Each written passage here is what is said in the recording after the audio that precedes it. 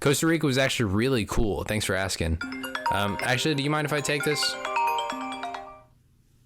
Hey. Michael. Oh, yeah. This is Mike. Dr. Arias at USC. I'm calling to congratulate you on your acceptance to the medical school and tell you how much the committee loved you and how happy I would be to have you in our class. And so though it'll be a day or two before your email can go out, I didn't want to waste any time letting you know. So once again, congratulations, young man. It's well deserved. And then all of this happened.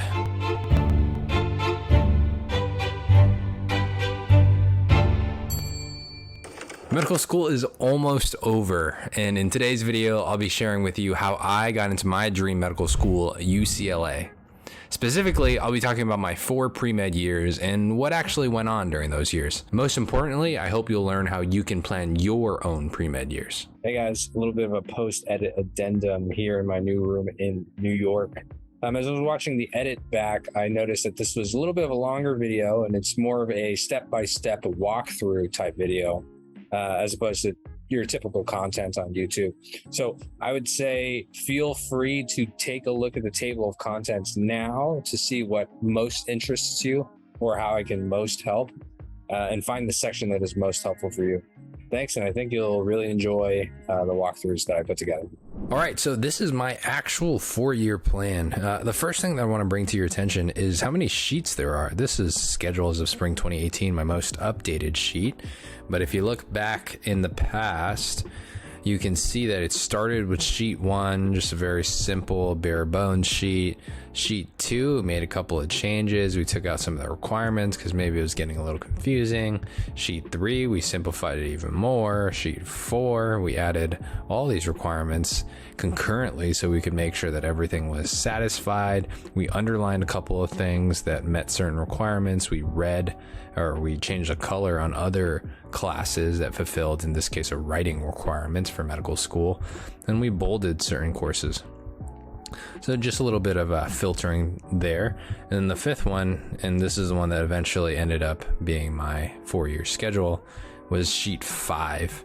And we even have another one, sheet 6, called Playing Around, where I was playing with other majors and other minors and seeing if things would fit appropriately. So the reason that I bring this up is that you don't need to have a perfect 4-year plan from the very second you open your computer, you open your Google Sheets. You need to get started. And I think once you get started and you start to acquaint yourself with how to find the right courses, how to understand your course requirements, how to understand the pre-med requirements, you'll eventually make tweaks that make things a little bit more efficient, that make things a little bit easier for you to get the grades that you need. You'll make an eventual perfect schedule, but that won't come from the very first go. So the next thing that I want to bring to your attention are the unit requirements, and unit requirements are always much shorter than you actually think. So I'm looking at these upper division courses here, and really there's only 60 units. And if we assume that we take about, let's say, 15 units a quarter, 15 times 3, so fall, winter, and spring, excluding summer, would give you 45 units.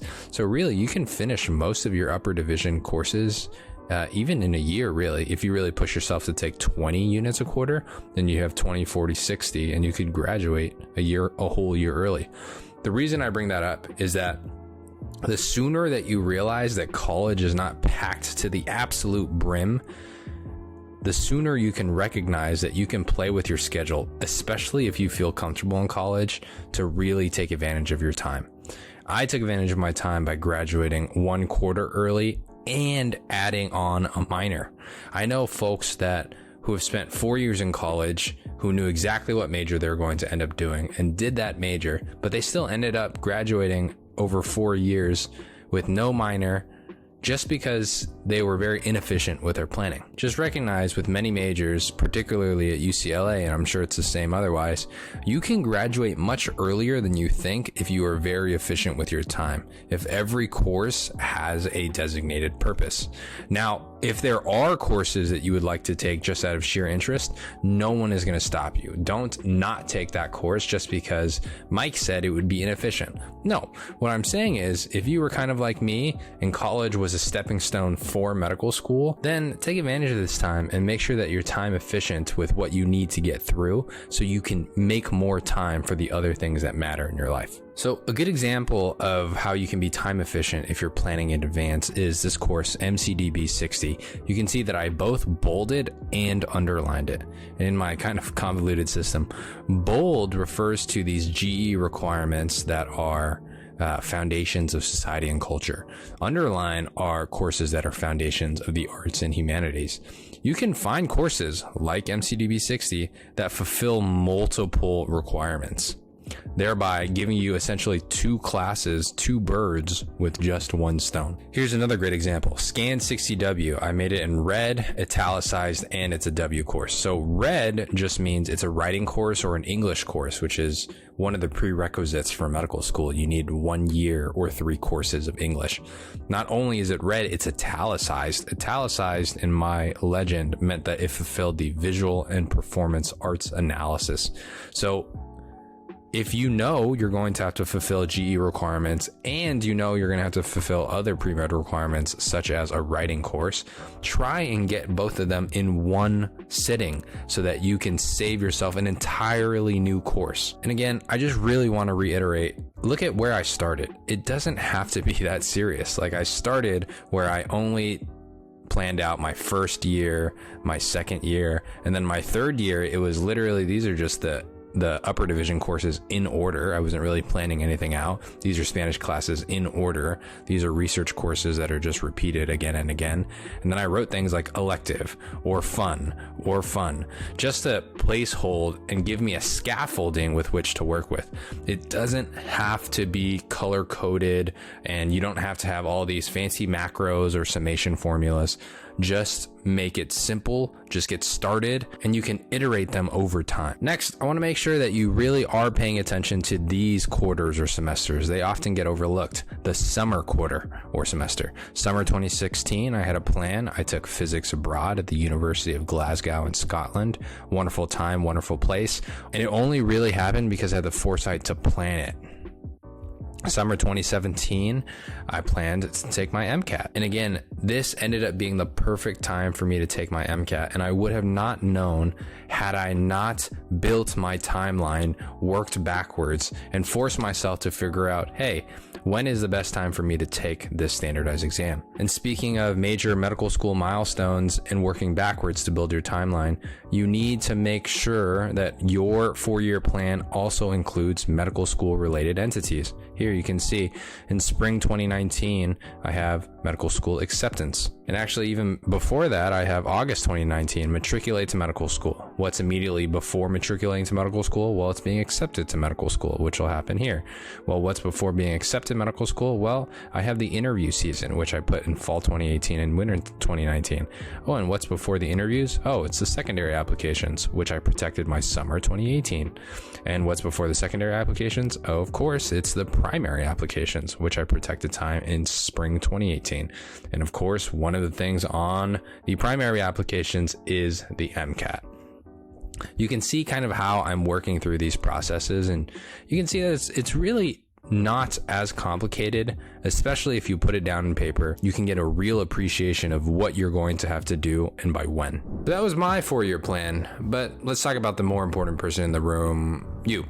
Let's chat now about how to create a timeline for your pre-med journey. The way I encourage every student to do this is to always start backwards with your goal in mind. That means starting at your white coat ceremony at your dream medical school on your dream timeline. Key adjectives: dream med school and dream timeline. The reason that we're aiming for your absolute top choice school on your absolute top choice timeline, it's so that we can see the timeline in its most conservative, pristine form. If we need to make adjustments, we will, but I want something to strive for. All this is very abstract right now, so let's go ahead and go to the iPad and make this all very clear. So now that we're on the iPad, we're gonna go ahead and build out our 4-year plan.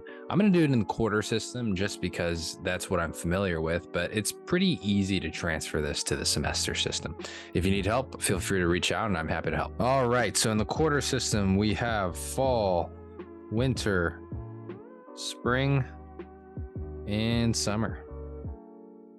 And of course, we have in our traditional system, first year, second year, third year, fourth year.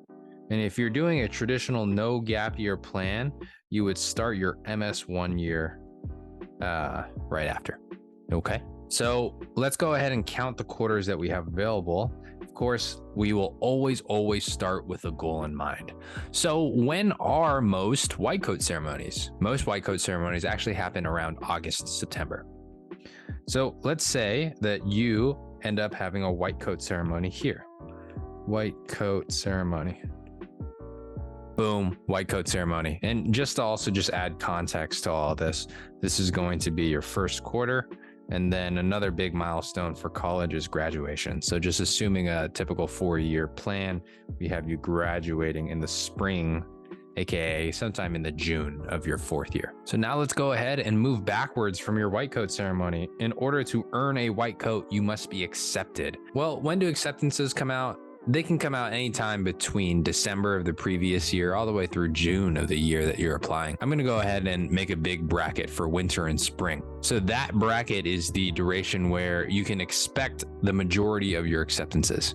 And now let's take one step backwards, right? In order to be accepted, what do you need to do? Well, you need to do your interviews. And when do those last? Well, again, anywhere between March of the year that you're being admitted going back to maybe even September.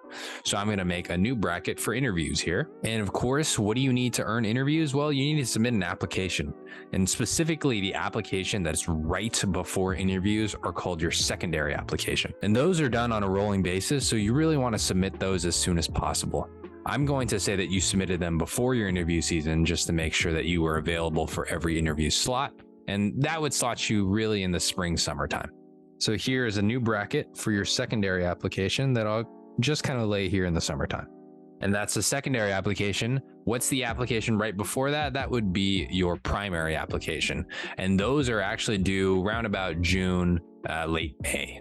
So I'm going to have that be at the tail end of your spring quarter. Boom, there it is. So really, you can imagine if you want to start medical school with no gap year and earn a white coat during the same 4th year that you graduate, you are on a pretty tight timeline. And let me kind of prove that to you. Let's see how many quarters that we actually have to work with before you have to start applying to medical school. So we have this first one. Here's that second one, third. We're going to talk about summers in a bit. But you can see we have maybe a little more than 8 quarters total to build out an application to actually put onto your primary application. And if you're a student that has finished 1 quarter or 1 semester by now, you can understand, you can really appreciate when I say that that's not a lot of time. 8 quarters goes by quickly. Now you tack on the summers here and maybe you get a 10th and 11th kind of block to work with. Now, a very important question that I often get is, well, Mike, what if I want to take a gap year? Now, a very important consideration is that most students will not end up going into medical straight through.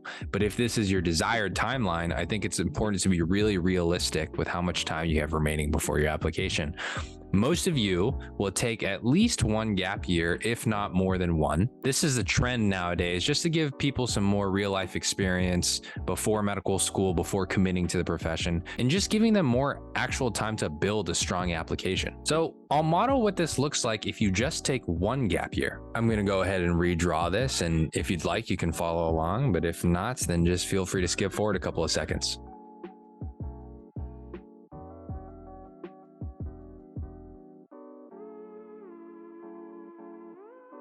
All right, let's go ahead and walk through the major milestones now. So again, you'll probably graduate in the 4th year spring. We'll put your graduation here. We'll need to figure out where we want to go ahead and put our white coat. We are doing it 1 year after you graduate. So it would be more like here, white coat ceremony. This would be the summer or the August of your first gap year. So right before our white coat ceremony, we're going to go ahead and have to earn an acceptance. That'll again happen in the winter spring distributions. And before the acceptance, we're going to have to go ahead and do our interviews, which happen in the fall winter distribution. Before that, we have the secondaries, which usually span the summer. And again, immediately preceding that, we have our primary application toward the tail end of your spring 4th year in this case. Now, I really like this exercise because it shows you the difference between no gap year and 1 gap year. Specifically, I'll just highlight the extra time that you get if you took just 1 gap year. Look at this time here. So you get the full 3rd year spring quarter, you get this summer, which you didn't have, you get this fall, and then you get this winter. So essentially you get 3 quarters and 1 summer extra to build your application, live your life, etc., etc. But one regret that I often hear are students who realize that their gap year, quote unquote, didn't really give them time to strengthen their application. Sure, it gave them time to write the secondaries, do the interviews, and have some time off before medical school. But for some folks who are using a gap year to strengthen their application, they felt like they didn't get that much time. And that's kind of odd when you hear it until you actually look at the extra time that they got. Let's take a look. So you can see here, they got 1, 2, 3 quarters and 1 summer. So essentially 4 different slots here. But what else is going on in this slot? Well, if you remember our 4-year plan, there are courses that are going on there. Maybe you're taking 20 units with a research gig, and you also have extracurricular activities that you're doing in the spring, fall, and winter. And maybe in the summer, you have a research internship that's taking you 40 hours a week in addition to some of the summer classes you're taking. You can now better appreciate that this time that you're getting to improve your application really isn't that much. You get a little bit more time, but the quality of time is heavily decreased because you're still in school. You're still doing the extracurriculars that you've been doing. You're still taking the classes to graduate on time. The extra time that you got to build your application is maybe on the order of a couple hours per week.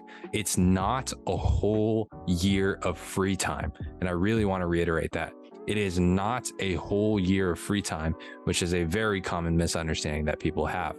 The free time that you get is to work on your application. Your secondaries, your interviews, and your acceptance timelines are now with pretty much a free schedule. But remember, your primary had been submitted months before. And so if you want to increase the strength of your primary, you really want to understand, if you take 1 gap year, just how much that actually does for you.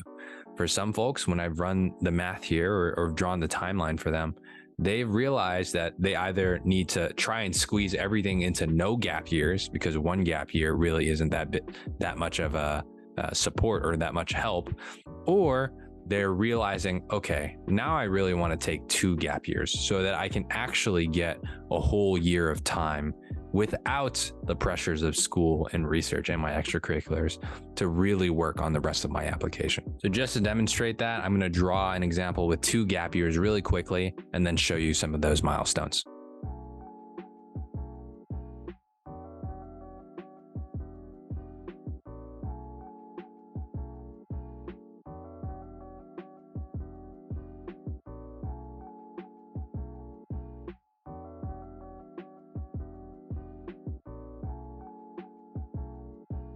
All right, so this is what it looks like if you're going to go ahead and take 2 gap years. 2 gap years, I'll write that in the corner here. And you can see the extra quarters that you get after graduation. So again, not only do you get these quarters and summers that you would have gotten if you took 1 gap year. Remember, this extra bit of time is also competing with the fact that you have to take classes for graduation. You're still probably in your research lab. You still have some extracurriculars and commitments on campus. But after you graduate, you get this summer, you get that quarter, you get that quarter, and then a part of that quarter completely free of college undergraduate responsibilities, where you can really dedicate to strengthening your application. That is the benefit of taking 2 gap years, a true year of protected time to boost your application. Okay, let's go ahead and go back to our original timeline where there's no gap year and pick up where we left off. We left off in the fact that the primary application is submitted towards the tail end of your spring quarter, sometime late May or June. Let's go ahead and even go backwards even more than that. What do you need to have prepared by the time that you submit your primary? Let's go ahead and make a new page for this, and we'll title it Primary. So in short, there are 6 things that eventually end up on your primary secondary application. I call them the 6 levers. And if you'd like to learn a little bit more about the 6 levers, I have another video on my channel detailing each and every single one of them and how I believe you should optimize them. But for today's video, in short, they are your GPA, 2, your MCAT score, 3, you need to write your extracurriculars, 4, you need your letters of recs eventually on your secondary application, 5, you need a school list, and then 6, you will eventually need to submit a personal statement. Those are the 6 levers of medical school admissions. These are what you'll be evaluated on. Things like your school list and your personal statement, you'll worry about more when you get closer to submitting your application. Things like your GPA are kind of ongoing, and so you're always really worrying about that. Now, I wanted to bring your attention to these 3 things, the MCAT, the extracurriculars, and the letters of recommendation, because I think these 3 particularly need their own specific set of planning. So first, we'll start with the MCAT. We have to figure out when is the optimal time to take the MCAT. Now, if you're taking no gap year like I did, you need to make sure that it's finished by the time that you submit your primary application. That means you have a couple of options to take the MCAT. You could take it here, spring of your 3rd year. You could take it here, winter of your 3rd year. You could take it here, fall of your 3rd year. And you can go all the way back. Hell, you could even take it fall of your freshman year, although I wouldn't recommend it, as I'm sure that you will not have prepared adequately for the exam. So looking at the timeline, when is it really best to take the MCAT? In my eyes, the answer is the 2nd year of your summer, just because these 3, I don't recommend, because I recommend the fall, winter, or the spring, just because you have also undergraduate coursework that will contend with your study schedule. Imagine studying for neuroscience M101A, your biomedical research minor elective, as well as taking a Scandinavian 60W class for your general ed requirements, and then having to put in another 20 to 40 hours a week to study for the MCAT. That quarter is going to be insanely difficult. And if your MCAT score doesn't take a hit, then I'm sure that your GPA just might. Now, again, if you're taking 1 gap year, I think this analysis really stays the same. If you're going to apply the 4th year of your spring, you have these options. I don't love these options, again, because you're in class. So I would say the MCAT fits well in your 3rd year summer. Going forward now, which is if you take 2 gap years, which has become my increasingly favorite option for most pre-meds, you just need to take it before you submit your primary during spring of your 1st gap year. That means you could take it here in the spring of your first gap year, the winter of your 1st gap year, the fall of your 1st gap year, and any time before that. And you'll notice that all of these options, you do not have competing coursework, and that makes each and every one of these a great option. Okay, let's go ahead and go back to the next thing that I think you need to plan, your extracurricular activities.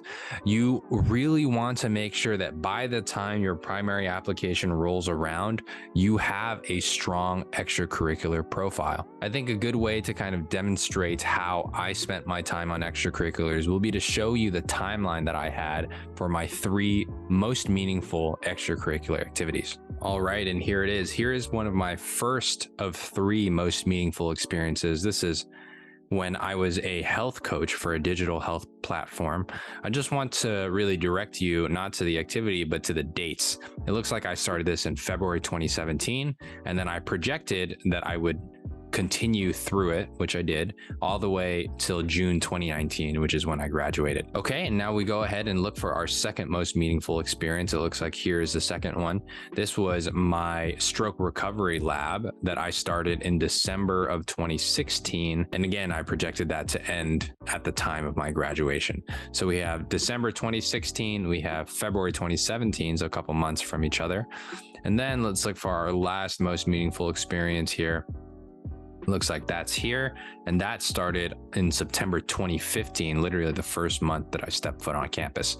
So let's just take a look at when all of those spanned on my actual timeline so you can get a better appreciation of where that fell. Okay, we're back at the no gap year timeline, just again, the timeline that I had. And let's go ahead and just start with the earliest thing, which was Vietnamese community health, my community health organization, which was the last thing that you saw there, that started in September 2015, which was the very first quarter that I got into college. The second one was my research experience, which was the stroke plasticity lab. And that started actually not in the spring, but in December of 2016, which would have been the winter quarter of my second year. And then the last one, which actually started in February, that was the health coach for the digital health program.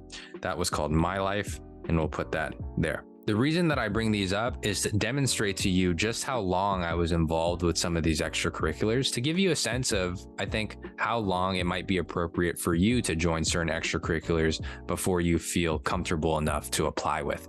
So Vietnamese community health spanned the entire two and 3/4 years before I applied.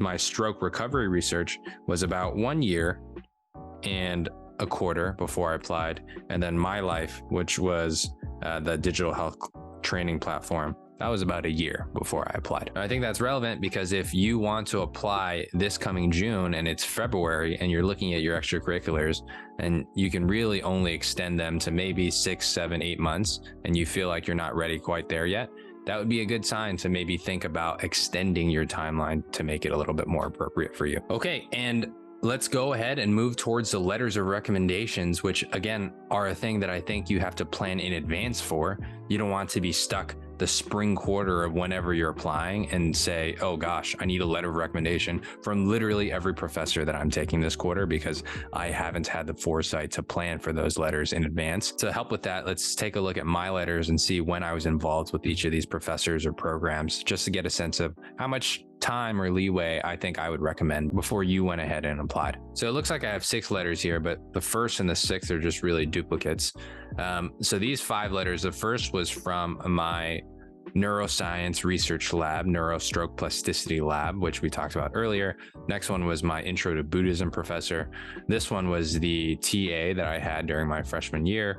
That was my physics professor. And then this was a physician that I shadowed. So let's go ahead and go back to the timeline and I'll show you where each of those faculty members played a role in my timeline. So let's start with the ones that we've already talked about. I've talked about the stroke recovery lab. So this was one of my first letters. I'll circle that LOR right there.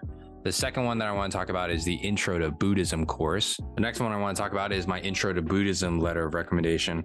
I actually took that course in fall of 2017, which would be the fall of my 3rd year. Put that letter of recommendation there. The third one I want to talk about is the TA that ended up working with me for all of freshman year. We had a cluster series that allowed us to stay in one course series for the whole year. So I really got to know that TA, who eventually ended up becoming a professor, who eventually I worked on a couple of health services research projects with.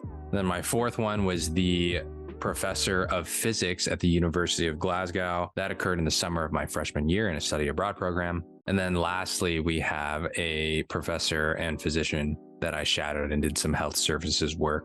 I met that professor in the spring of my 2nd year. And so I'll put that here. Again, this is getting really messy, but it goes to show kind of where the major milestones are from extracurriculars to MCATs to letters of recommendation and just how far in advance they were to the primary. They're not years in advance, but they're certainly not months in advance. And I find that many students who kind of get in hairy situations do so because they haven't also thought that they need the extracurriculars, they need the letters of recommendation, they need to plan out when the best time to take their MCAT is, and having a timeline that incorporates all of that really makes a difference. Now, again, if this looks cramped, or if you're already in the middle of your 2nd year, or if you're already in the beginning of your 3rd year and you feel like to get all the things that you need to get done would require nothing short of a miracle, please do not rush. Please consider taking 1 gap year. Please consider taking 2 gap years so that when you do apply for the first time, that's the only time you need to apply, that your application is as strong as humanly possible. And that's really important because one thing I want to come back and really double down on is that the journey to medicine is not a race. In fact, the only thing worse than not having a plan is rushing through your plan that you made. If you're not flexible enough to alter your plan in accordance with your needs, you're going to find yourself in some very difficult spots. Now, to be clear, be very accountable to the plan that you set in motion, but to also be very clear, open your eyes to any clear signals that may say that you're really going down the wrong path. If all goes well, you should have a photo album that eventually looks something like this.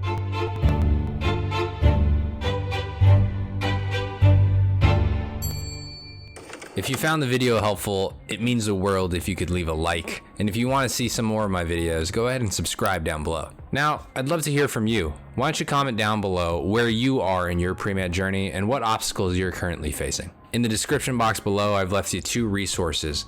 The slides for my 2-hour workshop titled How to Get into Medical School, as well as my own template for making my 4-year plan. Thanks for watching the video. If you think someone else might benefit, consider sharing this video for them. And I'll see you in the next one.